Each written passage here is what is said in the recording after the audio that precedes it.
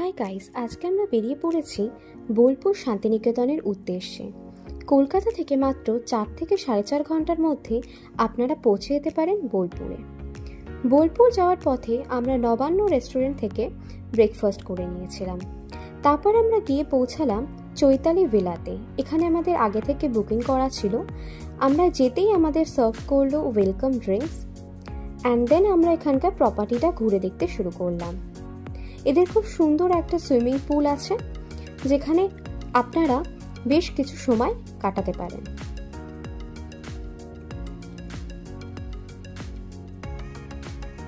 এছাড়াও এখানে ঢুকে এন্ট্রান্সে একটা সুন্দর মন্দির আছে রাধাকৃষ্ণের।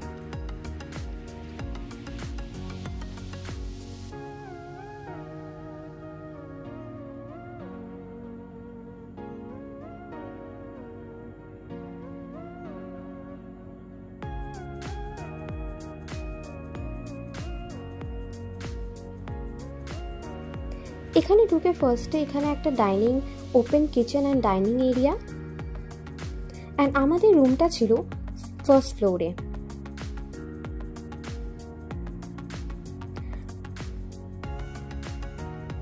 ফার্স্ট ফ্লোরে একটা সুন্দর সামনে সিটিং এরিয়া ছিল, আর এখান থেকে একটা ওপেন টেরেস মতো ছিল, যেখানে বিকেলবেলা খুব সুন্দর হাওয়া দেয় বা রাত্রে ডিনার করে এসে বসার জন্য খুব সুন্দর একটা জায়গা।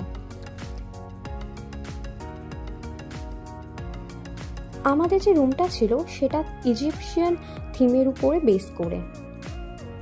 এদের প্রত্যেকটা রুমই এক একটা থিম বেস ছিল।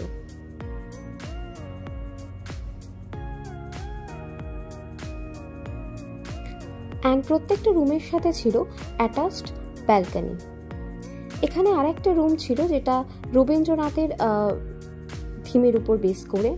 এই রুমটা দেখতে পাচ্ছেন হেরিটেজ হার্টের থিমের উপর ছিল এই রুমটি। এরপর আমরা লাঞ্চ সেরে নিলাম। একদমই বাঙালি থালি ছিল এবং প্রত্যেকটা খাবারই খুব টেস্টি। এখানে একটি বার রুম বলে এই রুমটাকে বলা হয়। তো এখান থেকে ডিরেক্ট সুইমিং পুলের অ্যাক্সেস ছিল। তো আমরা সন্ধেবেলায় বসে এখানেই চা খেতে খেতে পুলের ভিউ এনজয় করলাম, দেন একটু পুলে এনজয় করে নিলাম। দেন পরের দিন সকালে ব্রেকফাস্টে আমরা খেয়ে নিলাম আলুর পরোটা। এটা কমপ্লিমেন্টারি ব্রেকফাস্ট ছিল। এদের কিন্তু ব্রেকফাস্ট আর স্ন্যাক্সটা কমপ্লিমেন্টারি থাকে। দেন আমরা আবার কিছুক্ষণ পুলে সময় কাটিয়ে বেরিয়ে পড়লাম রবীন্দ্রনাথের বেশ কিছু দর্শনীয় স্থান দেখার জন্য। এটা ছিল রবীন্দ্রনাথের মিউজিয়াম, যেখানে রবীন্দ্রনাথের বিভিন্ন স্মৃতির জিনিসপত্রগুলোকে সংরক্ষিতভাবে রাখা ছিল।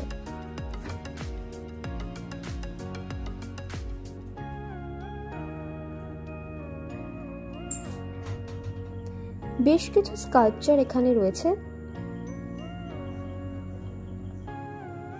তারপর আমরা বিকেলবেলা বেরিয়ে পড়লাম সোনাঝুরি হাটের উদ্দেশ্যে। এখান থেকে আমরা বেশ কিছু জিনিস কেনাকাটা করলাম আর এখানকার সুন্দর সাঁওতালি নাচে উপভোগ করলাম।